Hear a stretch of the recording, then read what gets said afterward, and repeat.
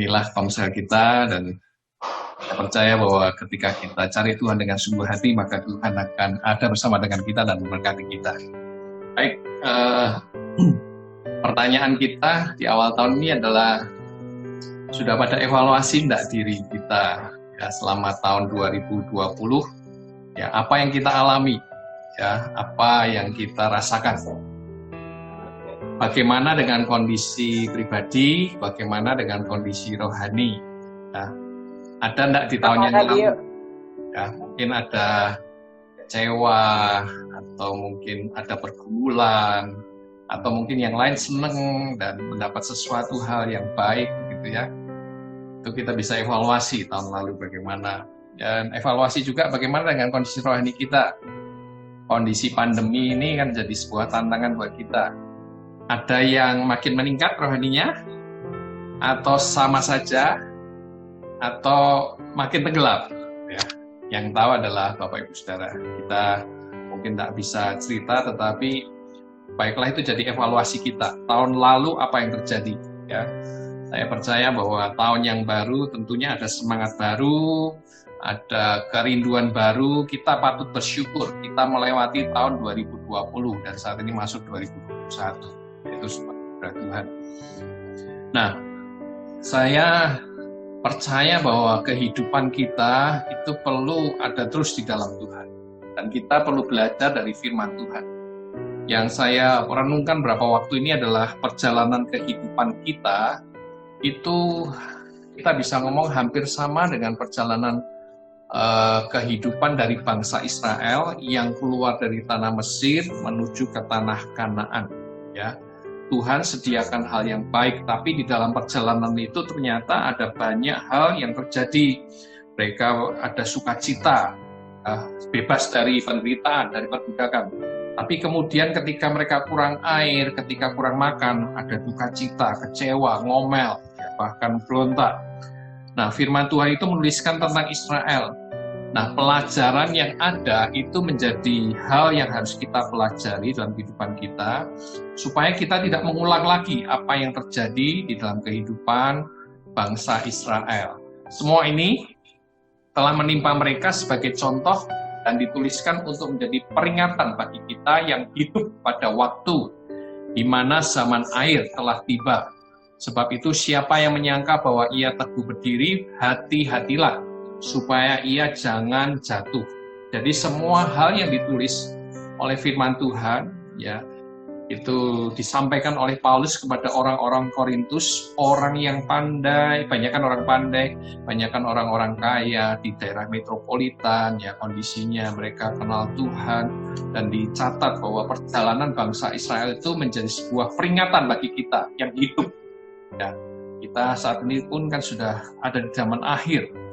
Sebab siapa yang menyangka bahwa ia teguh berdiri, hati-hatilah supaya ia jangan jatuh. Makanya kita perlu belajar dari apa yang disampaikan, ya. Nah, bagi kita untuk tahun yang baru ini apa sih yang kita butuhkan? Saya membawa perenungan kepada sebuah kebutuhan, yaitu tuntunan Tuhan. Tuntunan Tuhan. Ya. Ini satu hal yang menurut saya penting bagi hidup kita untuk memasuki tahun ini. Ya, seringkali kita kecewa karena kita merasa tidak mencapai atau tidak mendapatkan apa yang kita inginkan. Ya. Karena apa? Bukan tuntunan Tuhan yang kita minta, tetapi kita menuntut Tuhan. Tuntutan kepada Tuhan. Tuhan, berkati aku. Ya, kalau orang lain diberkati, aku minta juga diberkati. Tuhan, aku sakit, minta sembuh. Ya, hal-hal yang itu yang biasa, tetapi ada tuntutan-tuntutan yang sebenarnya ya harusnya bukan rencana Tuhan bagi kita. Nah, saya bicara bahwa kita untuk memasuki yang tahun baru ini bukan tuntutan-tuntutan, klaim, ya, klaim ini, klaim itu, tetapi tuntunan, dituntun Tuhan. Ketika kita dituntun Tuhan, maka kita mendapatkan hal-hal yang baik daripada Tuhan. Nah, kita tidak tahu tentang peristiwa yang terjadi di masa depan, betul ya? Kita tidak tahu sepanjang. Tapi yang kita tahu bahwa adalah janji Tuhan itu ya dan amin. Dan Tuhan menjanjikan masa depan yang penuh harapan. Yang percaya kasih jempol. Ya. Tuhan juga menjanjikan adalah hidup kekal, keselamatan di dalam hidup kita. Nah, oleh karena itu kita tuntut tuntunan Tuhan. Saya mau membawa kepada perenungan di dalam Keluaran 13 ayat 17 sampai 22. Jadi apa yang kita bisa pelajari dari hal ini? Keluaran 13 ayat 17 18. Setelah Fir'aun membiarkan bangsa itu pergi, Allah tidak menuntun mereka melalui jalan ke negeri orang Filistin, walaupun jalan ini yang paling dekat. Sebab firman Allah, jangan-jangan bangsa ini menyesal apabila mereka menghadapi peperangan, sehingga mereka kembali ke Mesir. Tetapi Allah menuntun bangsa itu berputar melalui jalan di padang gurun menuju ke Laut Teberau. Dengan siap sedia berperang, berjalanlah orang Israel dari tanah Mesir. Cerita sedikit, perjalanan bangsa Israel dari tanah Mesir menuju ke tanah Kanaan. Harusnya waktunya bisa singkat, ya, hanya berapa bulan saja. Kalau lihat kursor saya, bisa lihat berapa bulan saja. Tetapi Tuhan ajak mereka melalui berjalan yang melingkar. Nah, ini jadi satu perenungan kita. Kalau mungkin pada posisi kita bisa bertanya, Tuhan, mengapa hal ini terjadi? Harusnya kan itu yang paling dekat. Tapi mengapa harus berputar? Tapi lihatlah, ya, ini rencana Tuhan. Satu hal yang kita bisa pahami bahwa jalannya Tuhan itu tidak sama dengan pikiran kita atau jalannya kita. Allah mengajak mereka, menuntun mereka untuk berputar melalui jalan di padang gurun yang menuju ke Laut Teberau. Ya, pertimbangannya mungkin bangsa Israel tidak tahu, tapi Tuhan tahu. Dia berkata bahwa jangan-jangan bangsa itu menyesal apabila mereka menghadapi peperangan, sehingga mereka kembali ke Mesir. Jadi yang kita pelajari adalah bahwa tuntunan Tuhan itu kadang beda dengan hikmat manusia. Jalan memutar itu sebenarnya menunjukkan kasih Tuhan buat kita, buat umatnya. Ya. Mereka 400 tahun sebagai budak, kemudian jadi bangsa yang bebas, tidak biasa berperang, sehingga Tuhan berpikir, aduh, kalau misalnya berperang mungkin mereka akan mundur, begitu ya. Nah, mentalnya masih mental budak yang takut, rendah diri, tidak pernah berperang, sehingga Tuhan khawatir mereka akan pulang. Oleh karena itu Tuhan ajak berputar. Ya. Nah, apakah ada jalan-jalan yang di dalam diri kita, jalan kehidupan kita, yang Anda berpikir bahwa Tuhan harusnya kan seperti ini Tuhan, tapi kok mengapa harus lama sekali aku mengalaminya? Satu hal yang saya ingat begini, ya, satu waktu saya lulus kuliah, dan saya lihat teman saya langsung dapat pekerjaan, langsung pada posisi supervisor. Waduh, saya berpikir dalam hati, mengapa ya? Mereka kelihatannya biasa-biasa aja. Saya ini kan pelayanan, saya cinta Tuhan. Ya, kondisinya kelihatannya secara rohani saya lebih baik daripada dia, gitu ya, perasaan pada waktu itu. Tapi saya setelah melihat sekian tahun pada posisi saat ini, saya berpikir ya itulah proses yang harus saya lalui, jalan yang saya lalui sampai pada posisi. Ketika kalau saat itu saya latar belakangnya adalah bekerja ya di perusahaan dan kemudian baru melayani saat itu secara penuh waktu. Kalau pada waktu itu saya langsung melayani penuh waktu, mungkin kondisinya tidak sebaik yang saya bayangkan. Karena apa? Satu kali misalnya contoh, saya di kesempatan untuk cerita sekolah minggu nih. Sekolah minggu, waktunya kan biasanya seberapa jam. Pada hari itu saya cerita dengan sudah saya siapkan sepanjang malam, sudah saya hafal. Tapi yang keluar ternyata 2-3 menit habis. Badannya keringatan, ya, tergagap-gagap, ya. Dan terpaksa senior saya harus mengulang ceritanya dari awal. Itu pada posisi waktu lalu. Nah, saya berpikir, ya ada proses yang saya harus lalui, berputar. Ya. berputar sampai pada akhirnya dulu kan saya berpikir, udahlah jangan jadi hamba Tuhan, saya tidak mau. Tapi Tuhan tuntun sampai pada posisi ya, itu dalam pribadi saya. Mungkin di dalam pribadi Bapak Ibu Saudara mungkin ada hal-hal yang Anda rasa harusnya kan cepat oleh Tuhan. Ya. Kenapa aku harus berputar? Ya. Dan saya percaya bahwa rancangan Tuhan itu bukan rancangan kita. Ya. Jalannya Tuhan bukan jalan kita. Firman Tuhan berkata bahwa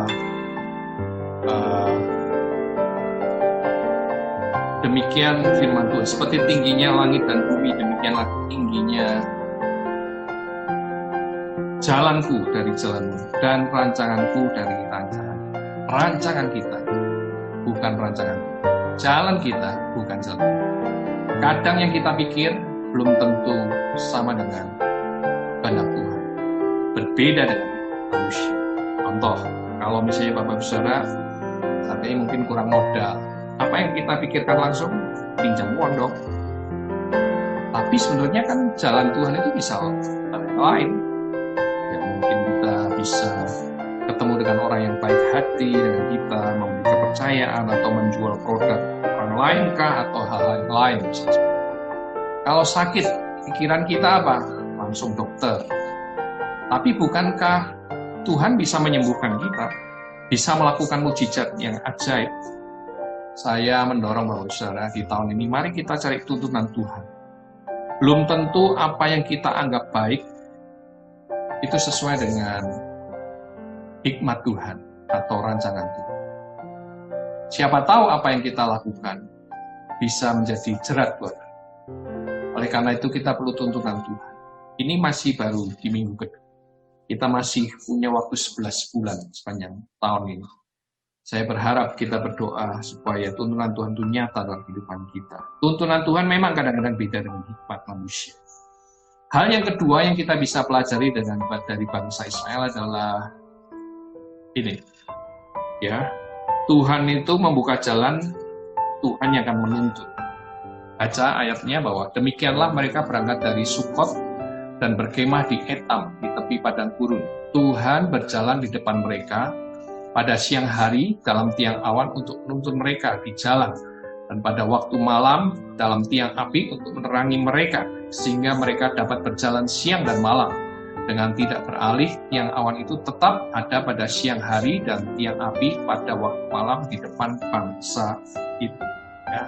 Tuhan sudah melepaskan mereka dari perbudakan, dan saat mereka berjalan di padang gurun, Tuhan itu menyediakan tiang awan dan tiang api. Tuhan yang menuntun mereka, jalan mereka dituntun Tuhan. Kemana mereka pergi, kemana mereka berdiam, kemana mereka harus berjalan, Tuhan yang menuntun. Jadi saya percaya bahwa ketika Tuhan yang buka jalan buat kita, maka Tuhan akan menuntun. Ya. Nah, tuntunan Tuhan itu kalau pada waktu itu adalah tiang awan dan tiang api. Sekarang tuntunan buat kita yang nyata jelas. Yang pertama adalah firman Tuhan. Firman Tuhan. Firman Tuhan berkata, segala tulisan yang diilhamkan Allah memang bermanfaat untuk mengajar, untuk menyatakan kesalahan, untuk memperbaiki kelakuan, dan untuk mendidik orang dalam kebenaran. Dengan demikian, tiap-tiap manusia kepunyaan Allah diperlengkapi untuk setiap perbuatan baik. Ini adalah salah satu tuntunan Tuhan yang kita bisa pahami dari firman Tuhan. Makanya kita perlu cinta firman Tuhan, kita perlu baca, kita perlu renungkan, dan yang paling penting melakukan. Tuntunan Tuhan itu ada di sana bagi hidup kita. Tuntunan Tuhan itu jelas bagi kita. Bagaimana kita hidup sebagai suami istri ada dalam firman Tuhan. Bagaimana kita berbisnis ada di dalam firman Tuhan. Bagaimana kita bergaul ada di dalam firman Tuhan. Bagaimana kita memilih pasangan ada di dalam firman Tuhan. Bagaimana kita menghadapi kesedihan. Bagaimana kita hidup di dalam kekudusan. Bagaimana kita harus mengampuni ada semua dalam firman Tuhan. Firman Tuhan yang diilhamkan itu mengajar kita, menyatakan kesalahan. Seringkali kita perlu sadar akan kesalahan kita, memperbaiki kelakuan dan mendidik orang. Seringkali yang jadi masalah, kita tahu tuntunan Tuhan, kita tahu firman Tuhan, tetapi kita mengeraskan hati. bahkan kita melanggar firman. Saya kasih contoh misalnya, sudah tahu bahwa kalau melanggar lalu lintas akan ditangkap polisi. Tapi coba lihat, kalau ada jalan yang melingkar jauh, padahal bisa dekat, lihat ada banyak orang toh yang melanggar, lebih dekat kok. Kalau ditangkap, itu konsekuensi. Sudah tahu palang pintu untuk kereta api, kalau sudah turun tidak boleh dilewati. Tapi apa yang terjadi? Berapa orang lewat ke sana? Ada yang kecelakaan, ada yang kesangkut palangnya dan sebagainya. Karena apa? Sudah tahu, tapi tidak mau melakukan. Saya berdoa, kalau kita sudah tahu firman Tuhan, mari tahun ini biarlah firman Tuhan jadi tuntunan kita. Seringkali yang jadi masalah kita tahu tapi tidak. Sehingga berkat Tuhan, segala hal yang baik daripada Tuhan tidak sampai dalam kita. Tuhan menuntun kita melalui firman Tuhan. Hal yang kedua, Yesus meminta kepada Bapa untuk mengirimkan Roh Kudus bagi kita. Jadi Roh Kudus disediakan bagi setiap orang percaya. Tetapi penghibur, yaitu Roh Kudus yang akan diutus oleh Bapa dalam namaku, dialah yang akan mengajarkan segala sesuatu kepadamu dan akan mengingatkan kamu akan semua yang telah kukatakan kepadamu. Ya, Roh Kudus diberikan kepada kita. Yesus naik ke surga, dia tidak meninggalkan kita sebagai yatim piatu, tetapi minta kepada Bapa mengirimkan Roh Kudus kepada kita. Dia yang mengajar, dia yang mengingatkan kita. Seringkali kita mungkin lupa akan firman Tuhan, tetapi Roh Kudus itu yang mengingatkan kita. Roh Kudus itu menuntun kita. Roh Kudus itu menolong kita. Mari minta sama Roh Kudus. Roh Kudus tuntun aku. Firman Tuhan dan Roh Kudus itu menuntun kita. Tuhan yang sudah buka jalan, sudah memberikan kesempatan kita untuk tahun ini masuk di tahun yang baru. Tuhan kiranya akan menuntun kita melalui firman-Nya, melalui Roh Kudus. Saat Tuhan sudah buka jalan untuk bisnis, saat Tuhan sudah buka untuk masa depan kita, saat Tuhan sudah buka apapun untuk kita, jangan lupa minta tuntunan Roh Kudus dan berjalanlah di dalam firman Tuhan. Orang Israel dituntun tiang awan, tiang api, ketika mereka mentaati itu, maka mereka tidak tersesat. Tapi mereka berjalan terus menuju ke tempat yang ditunjukkan Tuhan. Yang ketiga yang kita bisa pelajari dari perjalanan bangsa Israel adalah Tuhan yang sudah menuntun kita memasuki tahun ini, Tuhan yang melindungi kita. Oke, saya kasih jempol. Tuhan yang sudah menuntun, Tuhan pasti akan melindungi. Firman Tuhan berkata demikian. Bahwa kemudian bergeraklah malaikat Allah yang tadinya berjalan di depan tentara Israel, lalu berjalan di belakang mereka, dan tiang awan itu bergerak dari depan mereka, lalu berdiri di belakang mereka. Demikianlah tiang itu berdiri di antara tentara orang Mesir dan tentara orang Israel. Dan oleh karena awan itu menimbulkan kegelapan, maka malam itu lewat sehingga yang satu tidak dapat mendekati yang lain semalam-malaman itu. Ya. Ketika bangsa Israel keluar dari tanah Mesir menuju tanah Kanaan, mereka ternyata harus menghadapi laut. Ya, di mana mereka depan laut, di belakang dikejar oleh tentara Mesir. Apa yang mereka lakukan? Mereka takut. Mereka mengeluh, mereka berkata, masa kami harus mati di sini? Tapi Tuhan buat mukjizat. Tuhan yang menuntun, Tuhan yang melindungi. Tuhan yang mengantar kita sampai tahun ini, saya percaya Tuhan akan melindungi kita dari segala mara bahaya. Pandemi, ya mungkin kita harus tetap hadapi sampai mungkin ya setahun ini dengan ada vaksin dan sebagainya. Tapi katanya ya kondisi ini maksudnya virus ini tidak akan mati 100%. Tetapi kalau saya percaya bahwa ketika Tuhan yang menuntun kita sampai tahun ini, maka Tuhan akan melindungi kita. Ada musuh yang mengejar mereka, ada lautan di depan mereka. Ya, kemenangan tapi Tuhan berikan kemenangan, Tuhan melindungi mereka, sehingga mereka bisa melewati laut itu terbelah dan mereka melewatinya. Yesus adalah Immanuel, melindungi di setiap musim kehidupan kita. Ya, apapun yang kita alami, ya, saya percaya tuntunan Tuhan itu sangat penting. Ya, Dia ada bersama dengan kita. Oleh karena itu, malam ini, kesempatan di tahun yang baru ini, mari kita minta sama Tuhan. Tuhan, tuntun aku di tahun ini. Dan kemudian setelah dituntun, percaya dan taat akan firman. Yang seringkali jadi masalah kita adalah minta, dituruti, tapi tidak mentaati. Ya.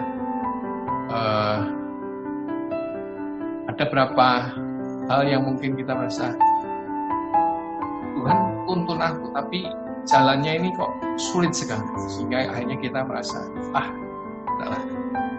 Mungkin misalnya seperti ini. Ada orang yang salah sama kita, waktunya kita tahu firman Tuhan untuk mengampuni, tapi kita tidak mau mengampuni, mengeraskan hati, udahlah. Atau kita misalnya saat ini sudah tahu, bisnis harusnya jujur, tapi ada yang ngomong kalau enggak jujur, enggak untung. Akhirnya apa? Merugikan. Ketaatan kita diuji dalam. Tapi ketika kita percaya tuntunan Tuhan, kita butuhkan, maka kita minta dan melakukan dan taat. Dan pandemi memang harus kita lewati, banyak masalah mungkin yang akan kita alami, tetapi percayalah Tuhan,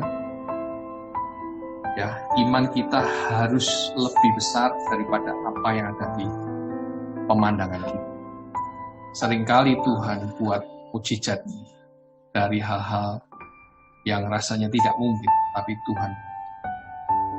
Kalau tidak salah kapan ya, istri saya berkata kemarin ya, kalau tidak salah sebelum waktu Natal masalah, ketemu orang yang ada COVID, makan bareng, tapi Tuhan buat pelindung. Kemarin ada kesaksian, dirumahkan selama pandemi ini, ya, tapi ketika dirumahkan Tuhan buka jalan, sehingga yang bersaksi dan diberkati Tuhan. Saya percaya Tuhan pasti buka jalan. Tuntunan Tuhan kita butuhkan. Jika kita taat sama tuntunan Tuhan, maka mujizat terjadi dalam hidup. Sekarang apa masalah kita? Sekarang apa pergumulan kita? Mari bawa sama Tuhan. Minta sama Tuhan, percaya, dan yang paling penting, taat. Kiranya berkat Tuhan ada pada kita.